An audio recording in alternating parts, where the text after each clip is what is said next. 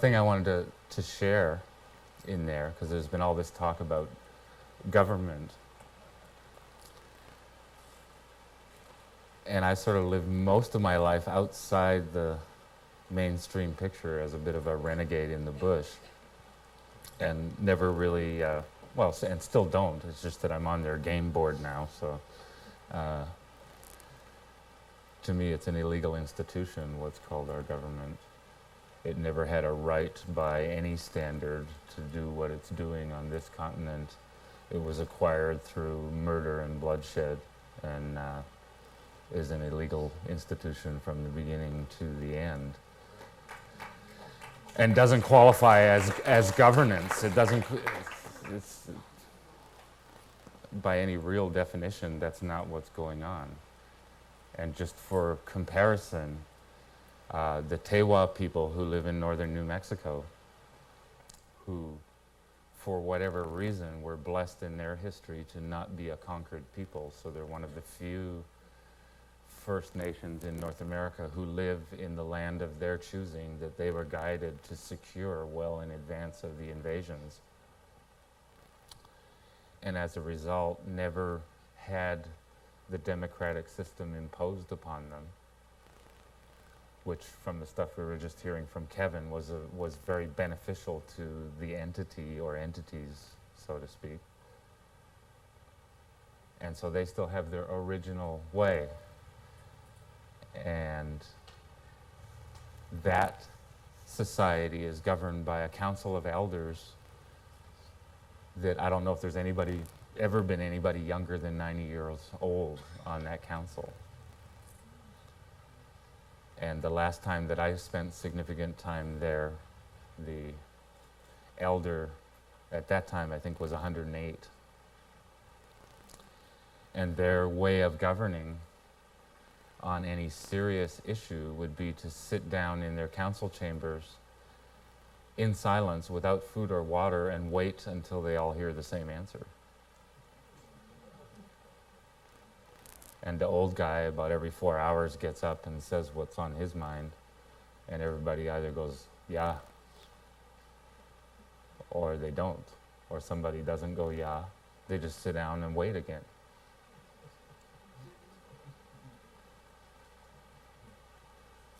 And they'll go days without food or water and just keep waiting because there is an answer. And if it's the right answer, they'll all be able to hear it, and they trust that, so they'll just stay there till they get it. You know? I would love to see the House of Commons sentenced to one round of, you guys all got to sit here without food or water until you all hear the same thing. Yeah, I mean, they wouldn't live very long. Even if you could just cut the whiskey flow long enough, it'd be pretty interesting. But as a governing principle, that's a whole different world, and that's an intact world that exists in North America today, and we don't even know that it's there. What nation is that? The Tewa. Taos Pueblo. Where are they located? I don't want to get myself in trouble here. Is it in Canada? Running down there. No, is it in Canada? Who told you? Huh? Is it in Canada? No, northern New Mexico. Oh, okay. Yeah. They're the only people who actually managed to throw the Spanish out of the Rio Grande. Oh, good. And not only were they not defeated, they were actually successful in turfing the Spanish out of there. And so the rehabilitation of the Spanish people was with their consent and permission. And so it's a different cultural setup, the way things are there from that history. And they still have their education system intact. The 12-year-old boys go into an 18-month strict monastic training at 12 years old. They don't see their family or their parents for 18 months, double the normal gestation period.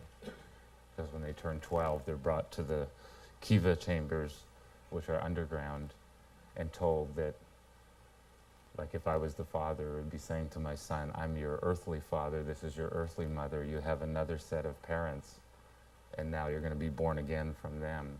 and drop them through the hole and hand them over to the tribe for training. And he'd come back 18 months later, a responsible, equal member of the tribe to me. That's great. He's given over. They still have all that. You know? But they don't want to tell you about it because they'll get trampled. They're busy doing it and being it. All of their positions of authority are by appointment.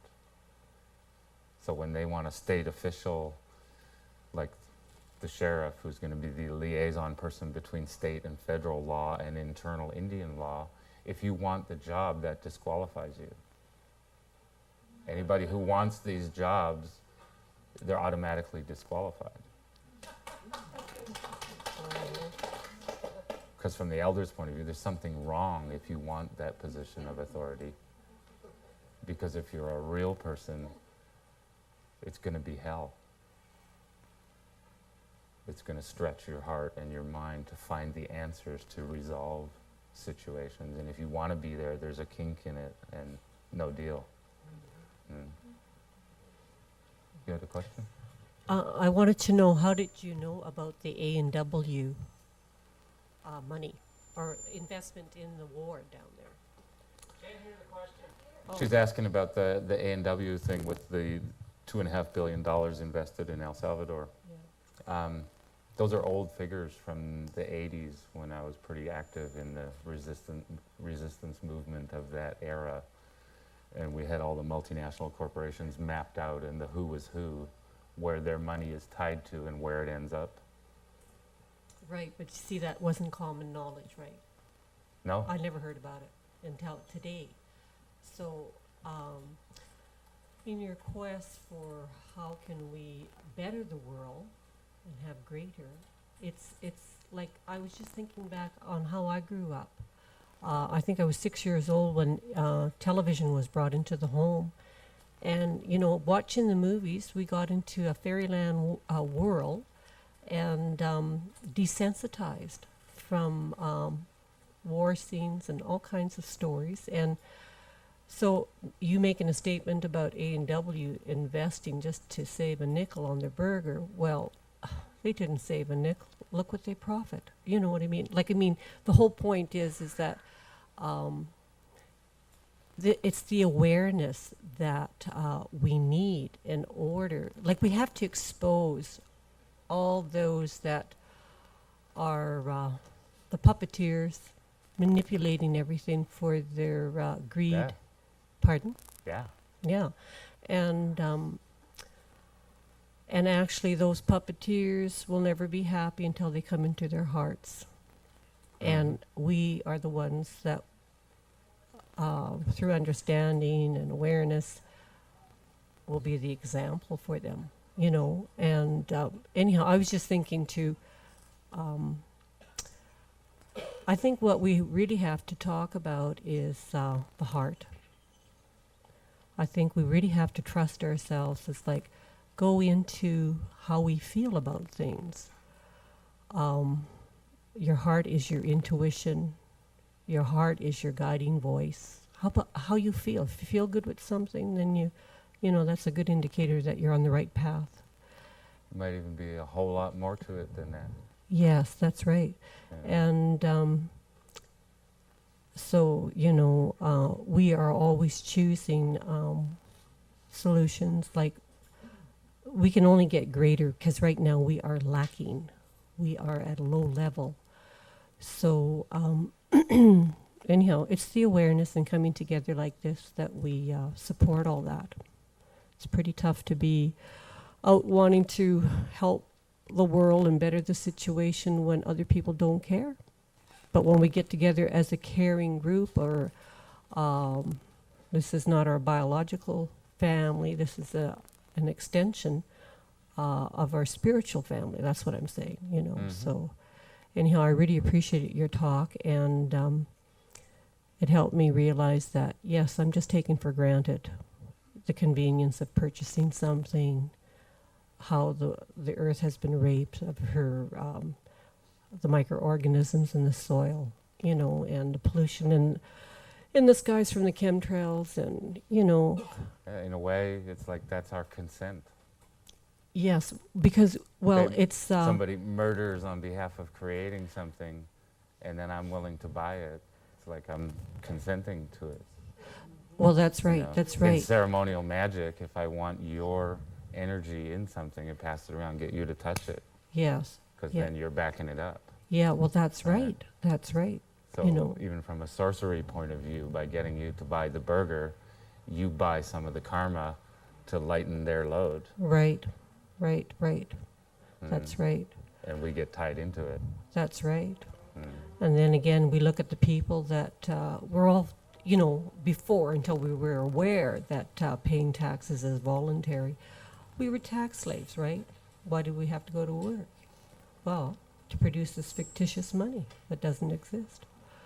So, but anyhow, the awareness, and I think the key word is for everybody to be accountable to themselves and really get into their hearts. Love everything, appreciate everything, care about everything. And I think that's the secret. I'd take it a step further and say that even what we experience of love is only the byproduct of love in its true nature. It's bigger and more than our mind can fathom. So most of what we work with is the byproduct. And if you go into the ancient pre-Columbian world, the thing that we hear about is the Aztecs chopping people's hearts out and offering them to the sun, right? But that's the end result of the same colonial assimilation process that we've all been in. That goes back to an ancient teaching where it was understood that what emanates from your heart is part of what holds the sun and planets in balance. But that's how that entity works. It can take that, and everything can become its own opposite. It has that ability with the right magician in charge. You can turn it around and actually end up getting away with saying, you're either support the state or we chop your heart out and feed it to the sun, and get the population to where they think that's a cool thing to do, because there is this ancient teaching that your heart is what feeds the sun. But the original teaching was a totally different reality. Everything gets assimilated and chopped up and turned into its own opposite. And unless we become as operational as they are to be able to initiate a process that doesn't become its own opposite, as long as we're unconscious, even all of our best efforts can become their own opposite if there's somebody who's more conscious and operational pushing the other way. They'll turn it into its own opposite. And so movements and things that start get completely turned around. A movement that starts out wanting to protect women ends up being a major lobby force in disarmament, so that none of the people with integrity and heart will ever again have guns, and only the bad guys will. And end up going home thinking they did something good. And their initial intent was good, but it became its own opposite, because there's a greater magician who could take that and maneuver it and make it do something that it wanted to do. And everything's like that. It all has the potential to become its own opposite. The music that I was condemned for playing in my bedroom is now used to try and sell me a car.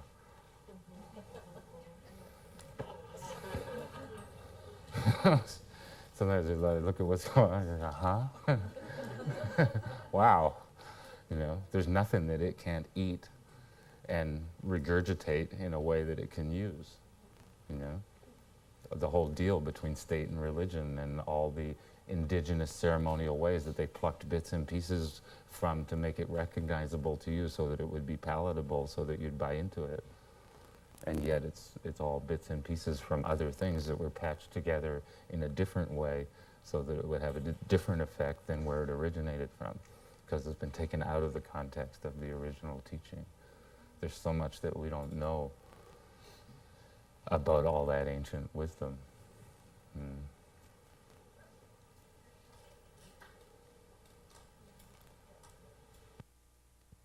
Hey Don, I want to thank you publicly for something you did for me 3 years ago.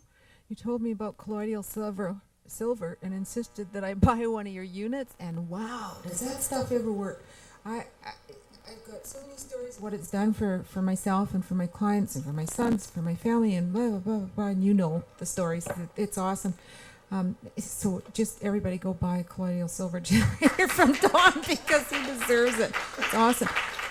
But I also got to tell you something too, that just before I left, somebody sent me an email that now, you'll know about this, Debbie, that colloidal silver has been put down because it's so dangerous for us and da-da-da-da-da, and how bad it is, and we can't possibly be trusted about it.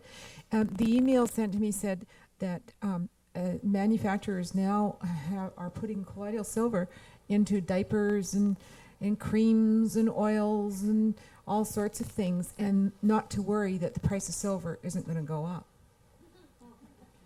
So I just wanted to share that with you. Yeah. So get a colloidal silver generator while you can, because it's awesome. I haven't spent a dime on any, even an aspirin.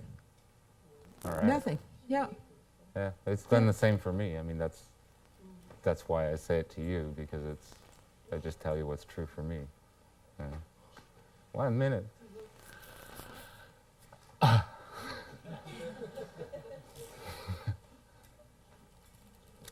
I don't know how to say it except to express my gratitude for who you all are, what you do, the effort that you make, the risk that you take in some cases, and to encourage everyone to keep going. And whatever that internal guidance is for you, whatever your guts are telling you to do in your life, don't not listen to it.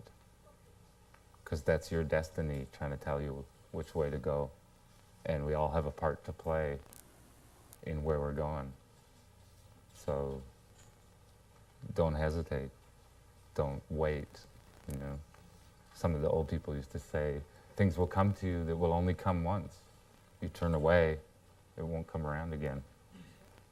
There are so many gifts, there's so much help available now for whatever choices that you make, you know.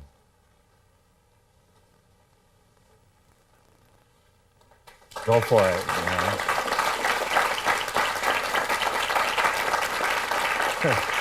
Didn't need that.